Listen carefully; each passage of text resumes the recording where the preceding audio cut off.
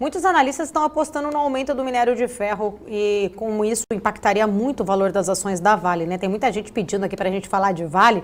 Queria saber a opinião de vocês dois, se vocês realmente acreditam nesse movimento aí. Será que a Vale pode chegar a dobrar de preço?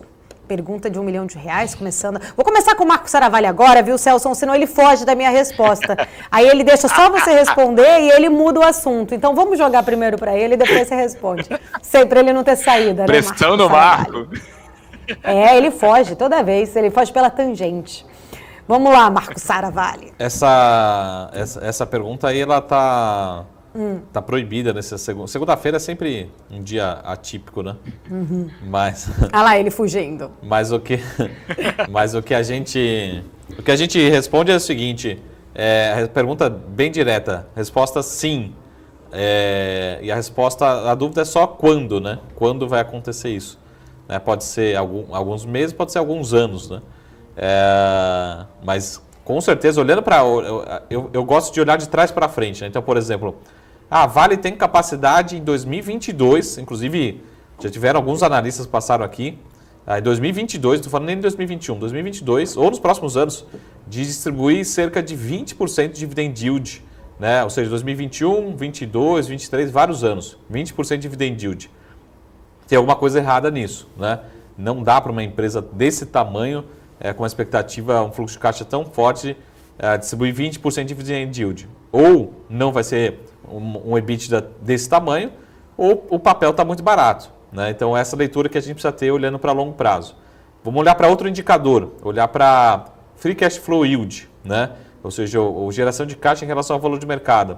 Também, né, excluindo também todos os impactos de Brumadinho, já fazendo todos os ajustes, dá para ser pelo menos 15%, 18% dá para chegar. Enquanto a média das ações aqui listadas no Brasil gira em torno aí entre 8%, 10%, às vezes muito boas, 12%.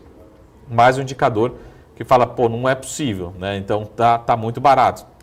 Então, ou a empresa não vai gerar tudo isso de caixa, ou o preço ainda está muito barato, a ação está muito barata. Mais um indicador, por exemplo, a alavancagem, né, da Vale, ela tende a zero, né? Ou seja, a dívida líquida, né, no longo prazo, já nos próximos trimestres, ela tende a ficar com caixa negativo, ou seja, vai ter dívida, mas ela vai ter mais caixa do que dívida. Então, realmente você tem que dar um prêmio para uma empresa como essa. Então, tem uma soma de fatores.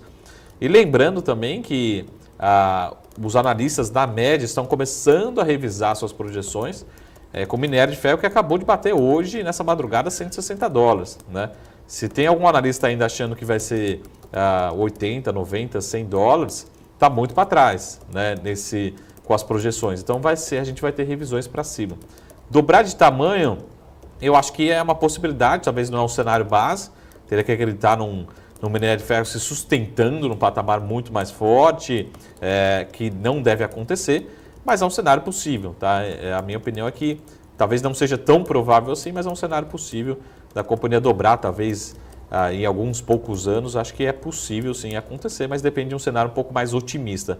Mas o cenário base é que ainda tem muito potencial. Eu acho que Paula, essa aqui é para uma segunda-feira deixar registrado assim, é bem difícil, bem raro esse momento, né? Ah, tá bom.